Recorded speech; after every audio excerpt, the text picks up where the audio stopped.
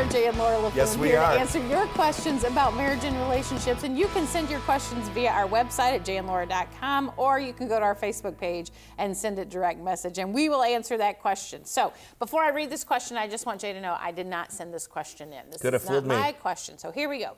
We don't seem to be able to have a conversation without bickering and making snide comments at each other. We talk about it afterwards and really desire to be respectful of each other, but in the heat of the moment, we resort to meanness.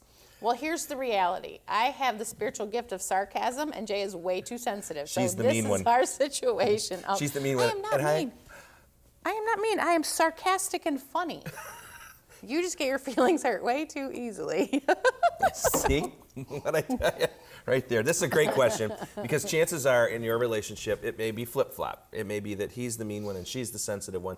But chances are one of you has a tender heart and one is just cold as ice.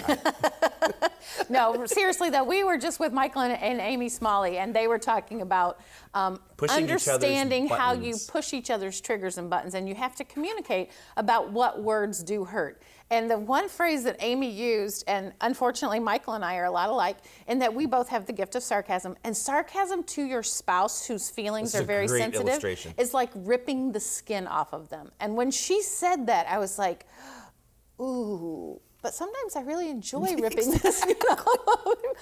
Pray for me, will you please? But the feeling, I mean, when she said that, I was like, oh, that really isn't what I want to do. I'm trying to be funny, but it's not coming across as funny. So really communicating about what are those trigger words that hurt. For an example, the other day we got into a big, Jay likes to call it a dust up. We got into an argument because I used the word you always. You never use that. He's like, you don't ever say you always, because there's got to be some instance where it's not always. So always really pushes his trigger when I go, you always or you never.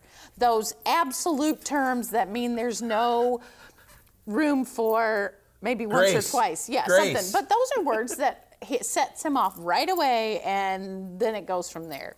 Well, the reality is this. Arguing is not bad for a marriage, okay? Being mean, being vindictive, those things. When you argue, you're saying, I care enough to disagree with you. When it gets into the meanness, into the name calling, that's what I do, then it gets overboard. So the reality is learning how to disagree respectfully and fairly is the key. I think another, for this particular situation, when you all start arguing and you realize that you're making snide comments and bickering, take time, stop, and say, you know what, let's go away from each other for 10 minutes, regroup, regather your words so that you can come back and be respectful and not mean or sarcastic, but taking that time out, however long that might be. Because you're saying here that you understand that you're doing it and you really don't want to. So obviously you can see it when it happens. You need to come up with a code word or code sign or something that just says, okay, stop.